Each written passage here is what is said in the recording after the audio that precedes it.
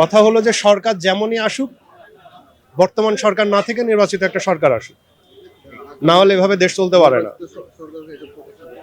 নির্বাচিত সরকারের কাছে প্রত্যাশা করি। আর এই সরকারের মূল ব্যাপার হলো কি, আমার বাসা তো এখানেই, তো আমার বাসাতে যাওয়া আসার সময় আনন্দ সিনেমা হলের নিচে একজন হকারকে দেখি। ওষুধে কাজ হোক না হোক, দর্শক অনেক বেশি। তো আমাদের ইউনুসের অবস্থাও তাই।